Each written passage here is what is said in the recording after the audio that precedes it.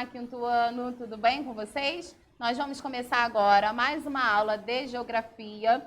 Vamos finalizar a unidade 5, então abram aí o livro de vocês nas páginas 24 e 25. E está falando aí sobre a causa e consequência do desmatamento no Cerrado. Então, vamos prestar atenção. Nós já vimos um pouquinho, conhecemos um pouquinho sobre o Cerrado, sobre o Pantanal. E aqui está falando que o desmatamento ele pode causar a extinção de espécies. Nós também já sabemos, né? O desenvolvimento das atividades agropecuárias é uma das causas do desmatamento no Cerrado. Ao limpar o terreno para construir ou ampliar áreas de cultivo e de pastagem, os fazendeiros eles desmatam vastas extensões de vegetação nativa do Cerrado. E aí embaixo está falando sobre os riscos, né? O que acontece?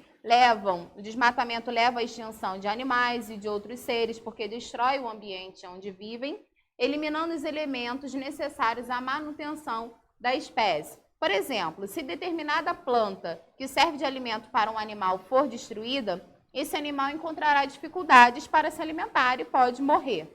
Sem esse animal, outros que dele se alimentam também poderão morrer e assim sucessivamente. Bom, aí tem duas imagens, né? No Cerrado, o lobo-guará e o tamanduá-bandeira, entre outras espécies, são ameaçadas de extinção. Bom, aí tem algumas perguntas para vocês responderem a respeito desse texto. Na questão número 1, está dizendo que o texto ele mostra uma causa e uma consequência do desmatamento do Cerrado. Vocês vão sublinhar de azul a causa, o que causa o desmatamento, e vão sublinhar de vermelho qual é a consequência desse desmatamento, o que pode acontecer. Na questão número 2, vocês vão numerar os parágrafos do texto e depois responda. Que parágrafo mostra a causa do desmatamento? E na questão B, qual é o parágrafo que mostra a consequência do desmatamento? Na questão número 3, vocês vão completar os quadros de acordo com o texto. Aí já tem a causa e vocês vão colocar qual é a consequência.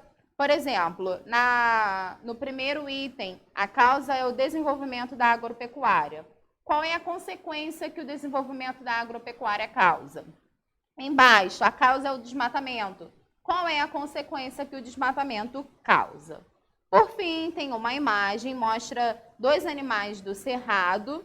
A anta ela se alimenta de folhas, frutos e brotos. A onça-pintada se alimenta de outros animais, inclusive de anta, por exemplo. O que pode acontecer se houver desmatamento na área em que a anta se alimenta?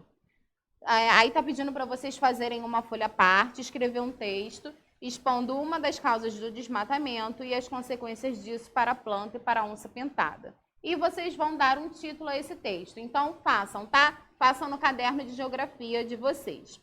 E aí, vamos para a unidade 6 do livro. Vamos conhecer a região sudeste do nosso Brasil, a região em que a gente vive, onde está nosso estado, a nossa cidade maravilhosa, o Rio de Janeiro. Aí já está mostrando uma imagem da nossa cidade, né? Observe a imagem e responda. Que características do relevo você percebe nessa paisagem? Então, é um relevo, é uma área plana, é uma área de planalto? Como que é? Em sua opinião, a imagem representa uma cidade grande ou uma cidade pequena? Por quê? Pensem nessas questões, tá bom? E vamos para as páginas 28 e 29, para a gente conhecer um pouquinho sobre o clima e o relevo da nossa região, da região sudeste. Vamos observar esse mapa que tem aí no livro de vocês.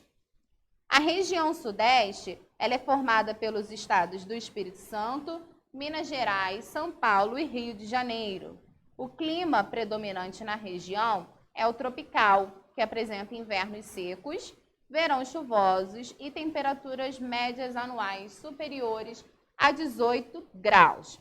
Vamos voltar aqui para o livro. Deixa eu fechar o mapa. Embaixo tem um outro mapa, está explicando melhor qual é o clima predominante em cada estado da região sudeste. Então, no nosso estado, no Rio de Janeiro, o clima predominante é o tropical. Também esse clima predominante no Espírito Santo. Em Minas Gerais, já divide um pouco, pega um pouco de clima tropical e de subtropical. subtropical não, do tropical de altitude, e a mesma coisa em São Paulo. Bom, embaixo desse mapa está falando sobre a vegetação predominante nessa região. A vegetação dessa região, ela é originalmente formada pela Mata Atlântica e pelo Cerrado. Ela foi bastante devastada pela agropecuária, pela indústria e pelo crescimento das cidades. O relevo da região ele é marcado pela presença de planaltos e regiões de serra, principalmente próximos às costas litorâneas. A Serra do Mar e a Serra da Mantiqueira são exemplos desse tipo de relevo. E aí tem uma imagem, é a vista da área do município do Rio de Janeiro. Essa é uma foto de 2014. Deixa eu ampliar ela para vocês verem melhor. Bom, embaixo está falando que em algumas partes do interior da região sudeste, o relevo apresenta características mais suaves, mais planas, ou com presença de morros mais baixos e de topos aplainados, características que facilitam o desenvolvimento das práticas agrícolas. E aí também está mostrando o município de Presidente Prudente, que fica em São Paulo. Essa já é uma imagem mais recente, de 2018. Bom, tem uma atividade aí do bumerangue para a gente fazer. Observe novamente a abertura da unidade.